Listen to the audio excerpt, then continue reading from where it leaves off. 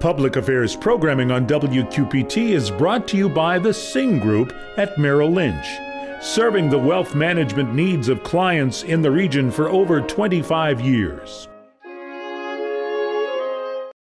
Funding Illinois schools. Is the picture any clearer out of Springfield? And a new vision for the stage in the cities.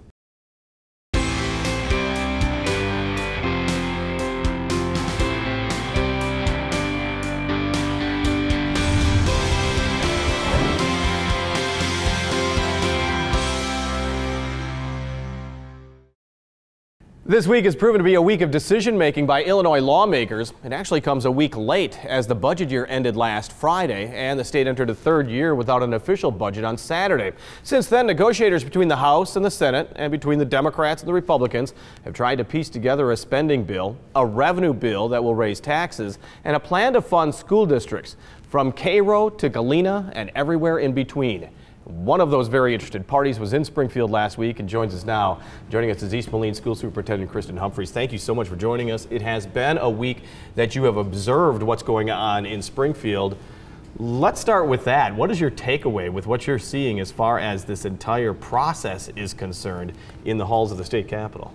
The process is painful. The state needs a budget and they need it yesterday.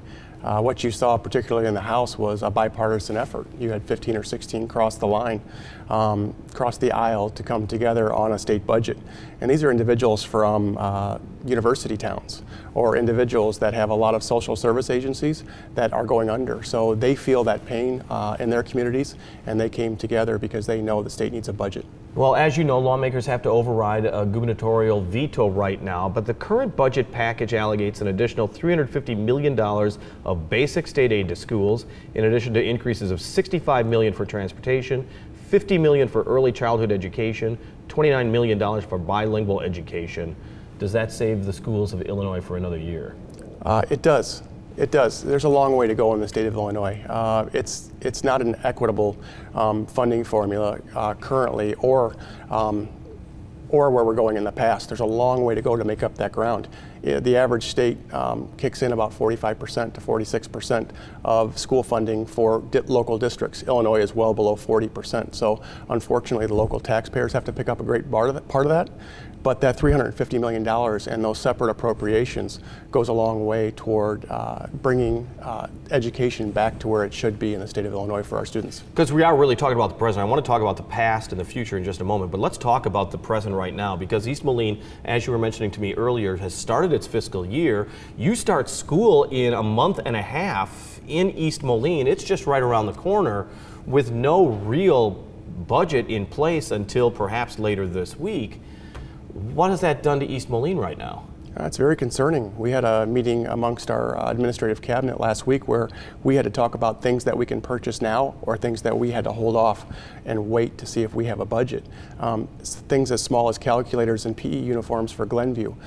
When we're having conversations like that, it's dire, and we need the state to come up with a budget so we can do our planning. So what do you say to parents right now? I mean, when I talked to you in Springfield last week, cautiously optimistic was always the phrase that was being bandied around.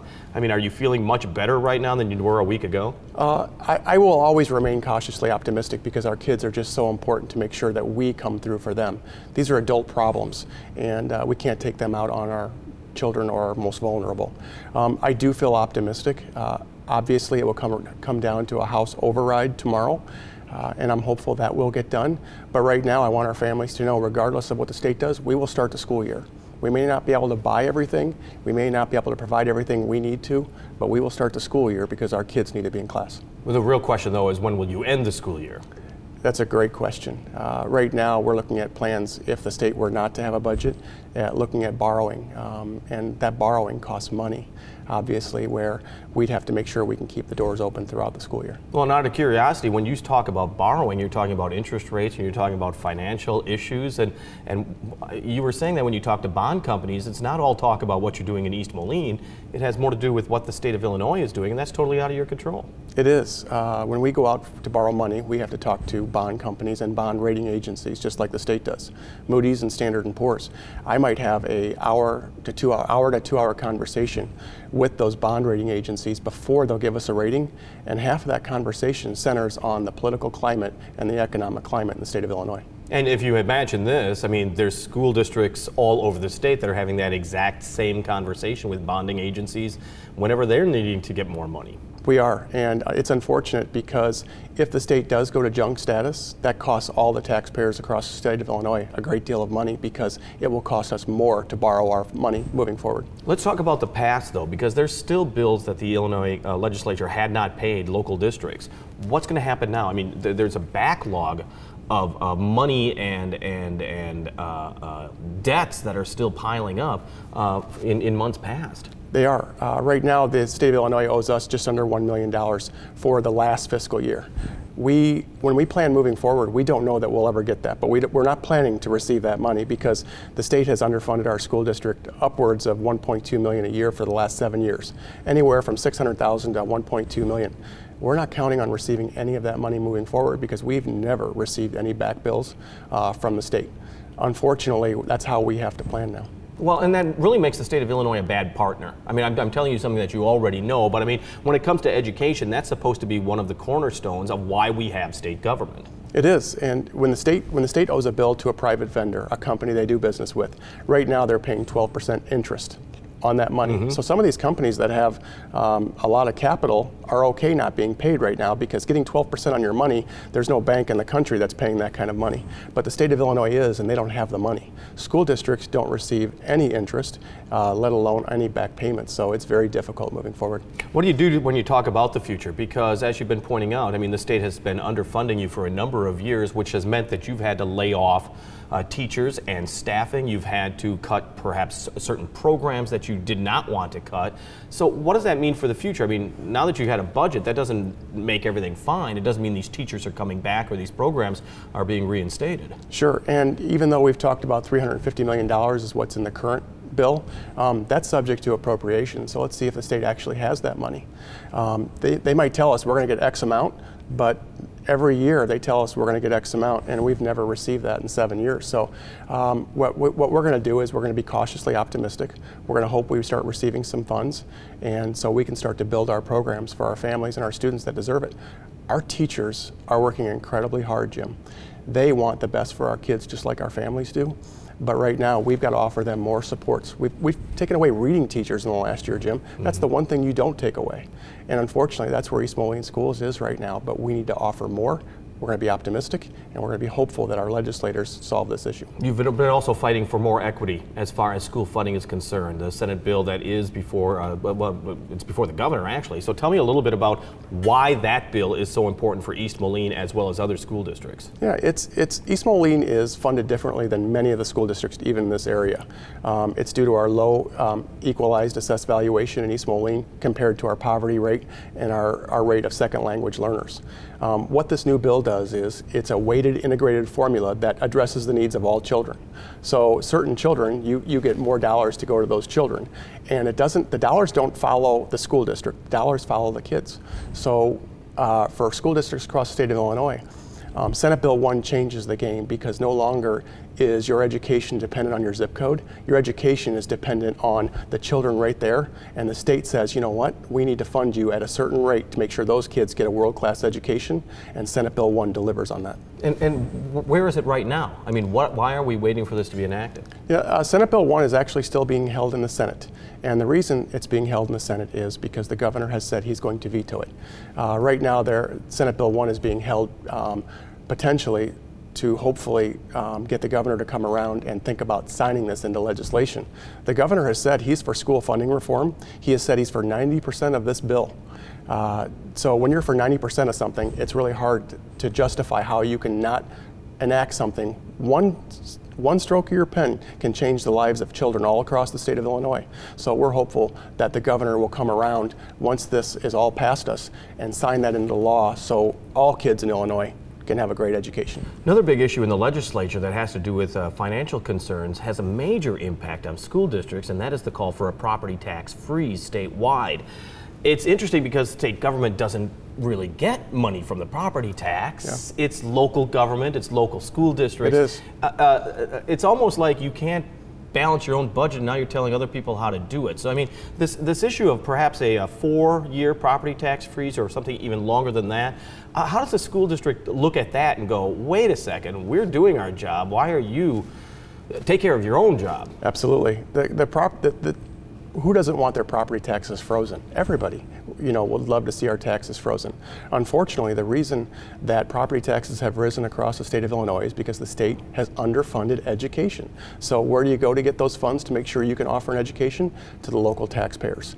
If the state had been doing their job, property taxes would not be rising in Illinois.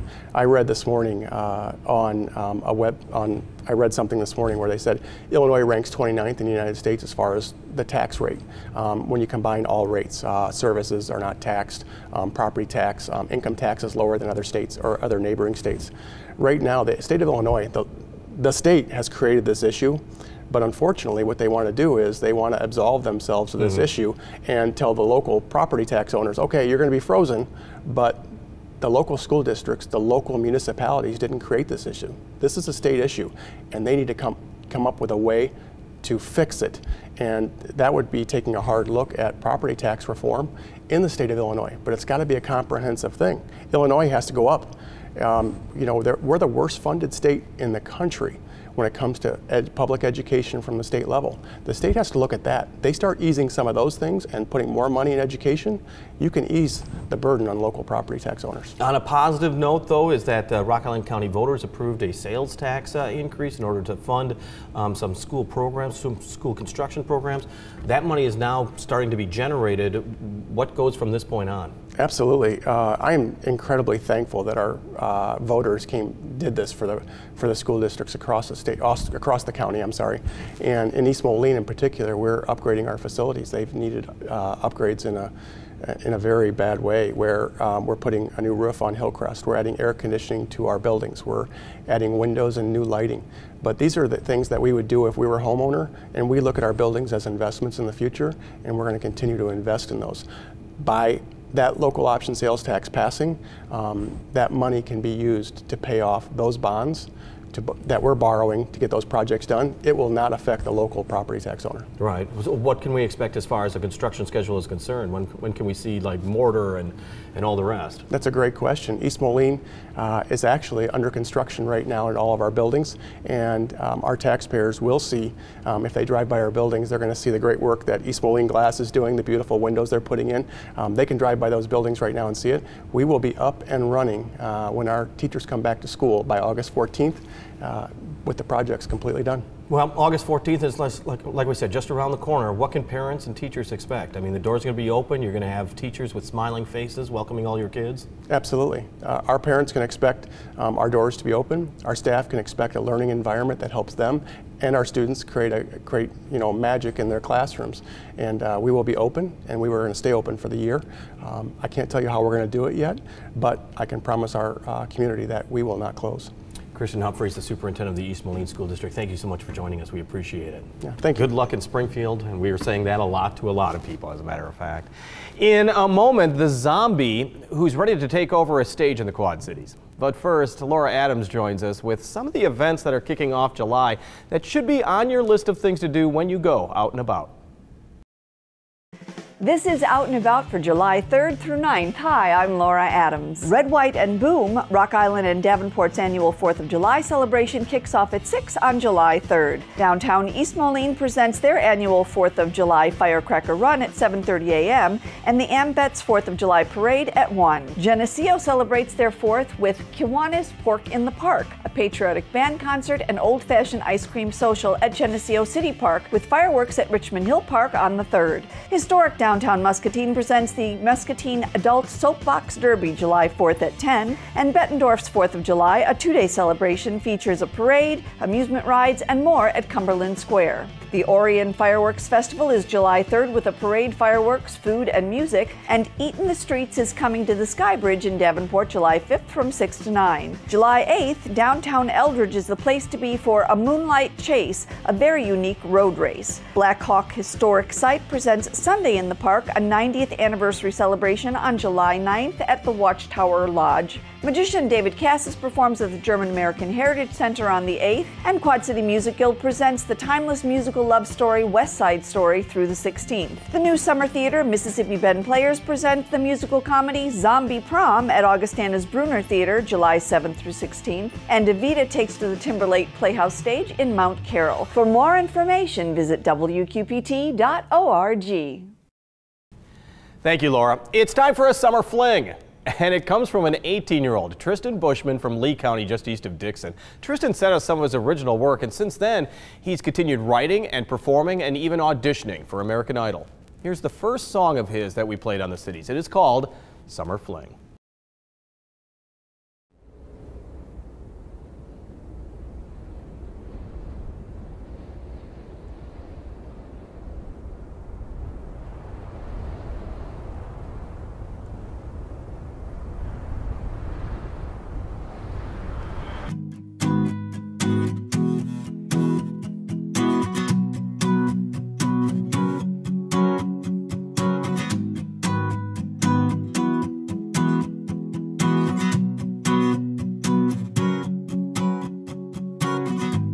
The new year started and the call stopped.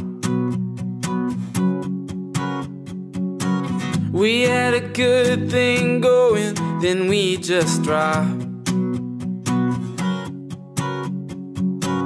And now you're moving on with someone new.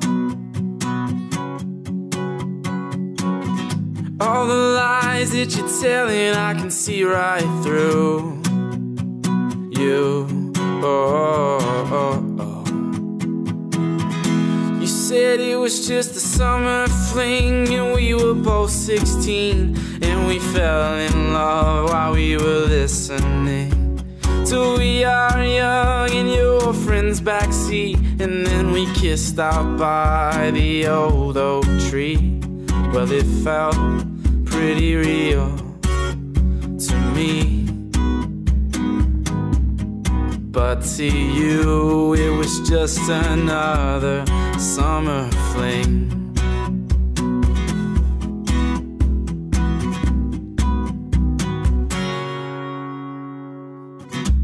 It's 3 a.m., I'm driving home again. I know when winter comes I'll be a lonely man, but these summer nights never get old. But when December strikes, I know you'll leave me cold. Oh, I know that it was just a summer fling, and we were both 16, and we fell in love while we were listening to We Are Young in your friend's backseat, and then we kissed out by the old oak tree. Well, it felt pretty real to me,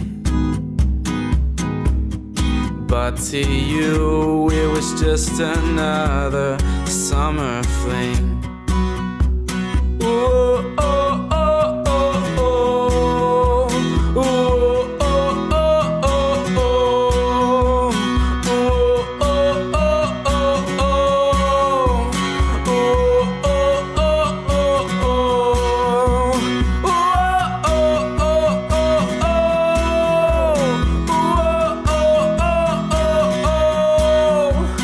Ooh, oh, oh,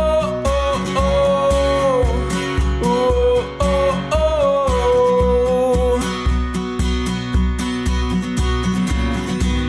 The new year started and the call stopped.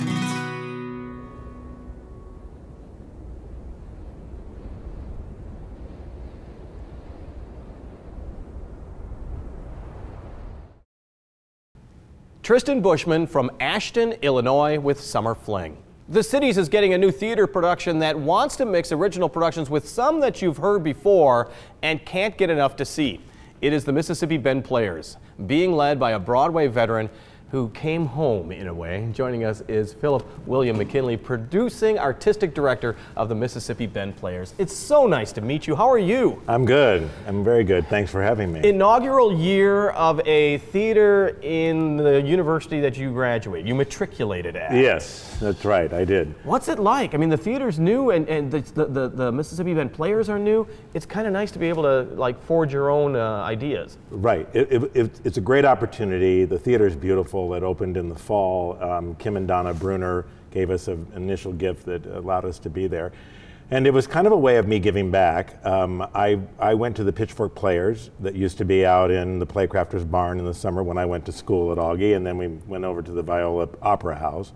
And a lot of the foundation I got from those experiences in that summer have really helped me in my career. And when I forged ahead to a Broadway career, off-Broadway international career. So I felt, I spoke with Jeff Cousins, who's the head of the theater department at Augie, and said, I think we should do this again, especially with the new facility. And he had agreed because he was also one of the Pitchfork Players. So we had a commonality there. Yeah, old home week almost, but it is, surprising because of your successful career, where you've all been, as you said, internationally as well, to be back at Augustana. I guess I grew up in Avon, Illinois, an hour and 15 minutes south. So I come from the area. I moved back here in 2010 to basically retire and did that for 2 months and then said, can't do that anymore. I got a phone call to go back, and then I directed Spider-Man on Broadway.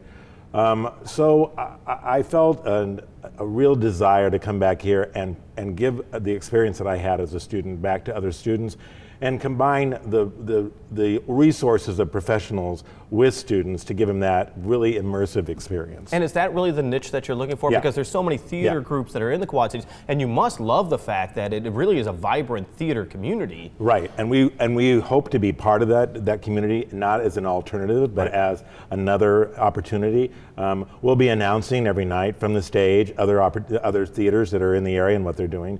But that's kind of the niche we're trying to explore here, that we do things we put on a show every 2 weeks during that summer, that 8-week period.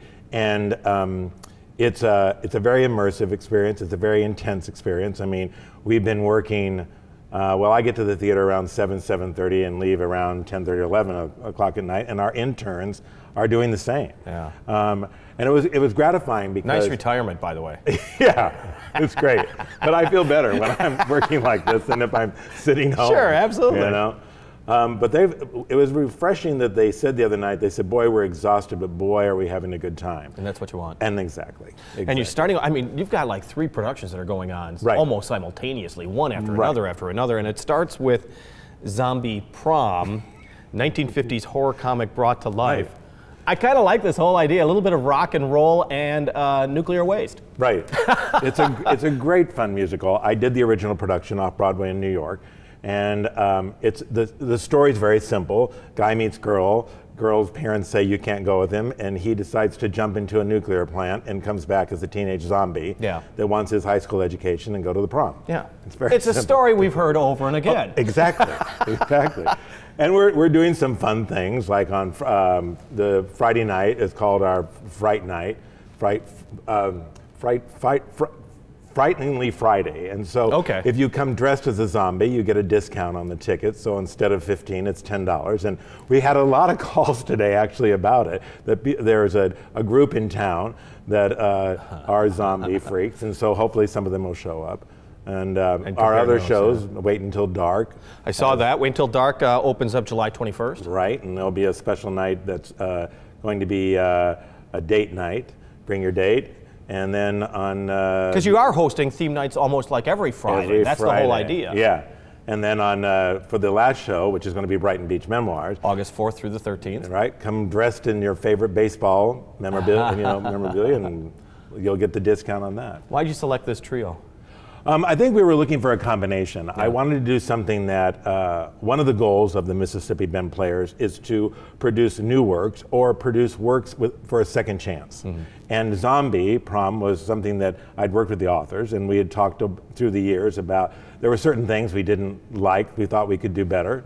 And so they've rewritten the whole prologue, 12 new pages in the opening. They've rewritten different lines and lyrics through it. And which is great, because what happened is this is giving us a chance to look at the work again. And I just found out 2 days ago that it looks like, because of the work they've done on this, we're probably going to be doing a reading staged in New York. That's fantastic. So we're hoping to do that. This kind of provides a base for them to revisit the material and then move it on to other regional theaters, other professional theaters as well. Well, and as we pointed out, not only is it your inaugural year, we're also looking at new theater that you're using. Yeah. Tell me a little bit about what the audience could see as far as the facility. The facility is beautiful. We have 2 stages. We have the main stage, which is the main Bruner Theater. We have a black box theater, which is basically is being used for student productions, so we give them an opportunity to direct and act in their own productions. We're in the process now of developing an amphitheater. So as you look out the front door of the theater, there's a beautiful hillside which we're hoping to landscape so that you can sit on the hill and have an outdoor stage that will be hopefully Shakespeare outdoors, or music. We're hoping to find music as well, and do plays and different things pre-show that you can come an hour before, bring cheese and wine, and you can sit out on the grass and have entertainment from the different people who will be a part of the season. And enjoy the campus and all that it has to offer. Philip William McKinley with the Mississippi Band Players. Welcome back home. Thank you. And really look forward to seeing this new theater and all that you're able to give us in the Quad Cities. We're hoping everybody will come. All right, once again, it's Zombie Prom is opening up, and also later, Wait Until Dark and Brighton Beach Memoirs. Once again, The Wall That Heals is to arrive in the cities in a few weeks. It's accompanied by a mobile education center that'll be located on the Western Illinois University Quad City campus. The opening ceremony, July 27th, and we're still looking for volunteers to help during the 3-day display. You can learn more and register to volunteer by heading to our website at wqpt.org. On the air, on the radio, on the web, and on your mobile device. Thanks for taking some time to join us as we talk about the issues on the cities.